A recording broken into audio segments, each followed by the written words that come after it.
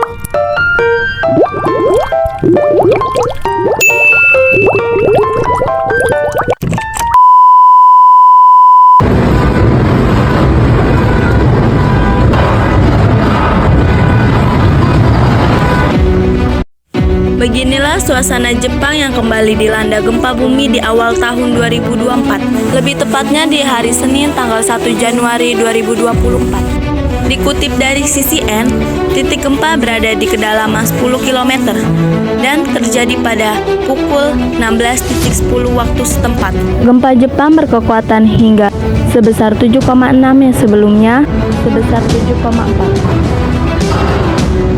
Hal ini memicu peringatan tsunami untuk beberapa daerah di Jepang.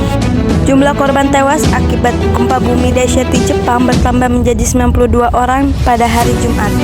Sementara jumlah orang hilang melonjak menjadi 242 orang. Sekitar 30.000 rumah tangga sudah mendapatkan aliran listrik di wilayah Ishikawa. Dan sekitar 89.800 rumah di sana tidak memiliki air. Gempa utama yang kuat diikuti ratusan gempa susulan, melukai sedikitnya 330 orang, kata pemerintah setempat. Jepang sering sekali terjadi gempa. Hal ini dikarenakan Jepang berada di wilayah seismik yang sangat aktif dan memiliki jaringan seismik terpadat di dunia. Dan juga Jepang terletak di sepanjang Pacific Ring, wilayah cincin dengan gempa paling aktif di dunia, yaitu cincin api Pasifik. Cincin api Pasifik tersebut memiliki panjang 40.000 km yang didiami sekitar 450 gunung berapi. Dilansir dari situs Life Science, yang tersebut sebenarnya adalah Imagineer terbentuk tapal kuda yang mengikuti tepi Samudra Pasifik, tempat terjadinya banyak gempa bumi dan letusan gunung berapi di dunia. Di dalam cincin api ada beberapa lempeng tektonik seperti lempeng Pasifik di bawah Samudra Pasifik dan lempeng Laut Filipina yang berbenturan. Benturan lempeng ini menyebabkan gempa bumi sering terjadi di Jepang. Adapun menurut situs Koyapon, tumbaran lempeng Palun Jepang juga menjadi penyebab negara ini sering diguncang gempa bumi. Palun Jepang memiliki kedalaman 800 meter di bagian barat Laut Pasifik dengan total kedalaman 1.410 meter. Gempa Jepang juga mengakibatkan beberapa wilayah terkena tsunami dan tanah longsor. Tanah longsor ini dilaporkan menutupi akses para tim penyelamat Jepang. Mobil-mobil tertimpa runtuhan beton dan seluruh fasad bangunan 3 lantai hancur.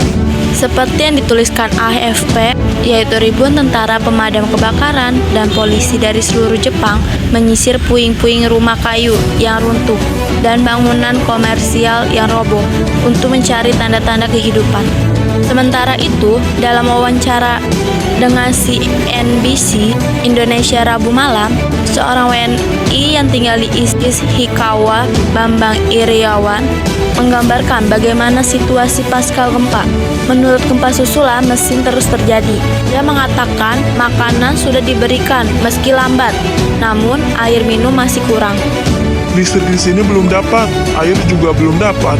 Pengungsi bergabung jadi satu di sekolah. Dari hari pertama gempa, baru sore tadi mendapatkan makan. hari pertama dapat snack, setelahnya baru dapat bantuan makanan dan minuman tambahnya. Ia berharap lebih banyak bantuan yang datang, termasuk pakaian, karena di Jepang ini sedang musim dingin. Gempa Jepang juga mengakibatkan tsunami di beberapa daerah wilayah Jepang. Kemunculan gelombang tinggi ini pun terekam oleh kamera pengawas dan beredar di media sosial. Penampakan saat gelombang tinggi tersebut muncul setelah gempa melanda wilayah tersebut dan air laut langsung menerjang daratan. Peringatan tsunami besar dengan tingkat kewaspadaan tertinggi dikeluarkan untuk Menanjung Noto, Prefektur Ishikawa.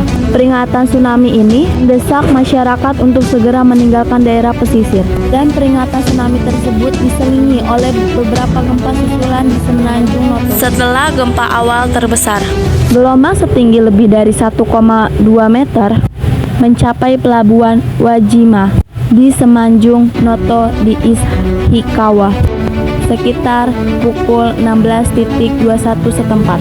Dampak dari gempa Jepang juga dirasakan 3 negara, yaitu Rusia, Korea Utara, dan Korea Selatan. 3 negara ini mengeluarkan peringatan tsunami. Gelombang tsunami setinggi kurang dari 1 meter bahkan sudah terjadi di Korea Selatan. Adapun Korea Utara mengeluarkan peringatan gelombang tsunami setinggi lebih dari 2 meter. Selain Jepang yang mengalami gempa bumi di awal tahun ini, ada juga Turki yang pernah merasakan gempa bumi di awal tahun. Lebih tepatnya di tanggal 6 Februari 2023 tahun lalu.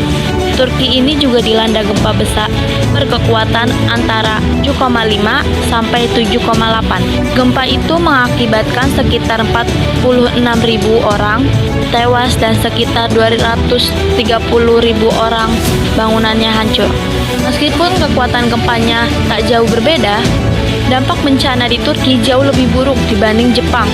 Hal ini dipengaruhi beberapa faktor, salah satunya strategi mitigasi bencana yang diterapkan di beberapa negara. Sejak tahun 1970-an, pemerintahan Jepang telah mengembangkan teknologi bangunan tahan gempa dan memberlakukannya sebagai standar nasional. Pemerintahan Jepang lalu menyediakan bantuan finansial untuk penguatan konstruksi bangunan sesuai standar tersebut, baik untuk rumah warga maupun fasilitas publik. Mengutip situs Kementerian Luar Negeri Jepang, sejak 1960-an, pemerintahan Jepang juga telah mengembangkan strategi mitigasi bencana yang mencakup 5 aspek, yaitu penelitian teknis pencegahan bencana, penguatan sistem fasilitas dan alat pencegahan bencana, proyek konstruksi untuk meningkatkan kemampuan bertahan dari bencana, operasional darurat dan pemulihan usai bencana, serta yang terakhir adalah peningkatan sistem informasi dan komunikasi. Karena faktor inilah yang membuat korban yang terkena dampaknya sedikit.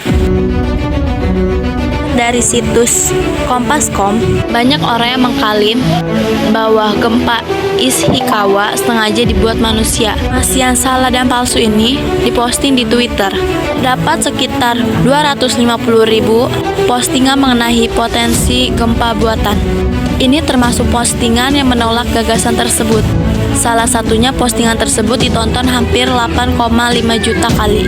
Informasi palsu tentang pembangkit listrik tenaga nuklir dan video lama terkait tempat pengungsian juga diunggah di Twitter dengan tuduhan politik. Para ahli mengatakan informasi yang salah dan palsu cenderung mendapatkan perhatian selama bencana, ketika masyarakat merasa cemas dan mencari berita terkini. Jadi saat kita mencari informasi, alangkah baiknya kita meneliti dan menganalisis terlebih dahulu tentang berita yang kita cari tersebut.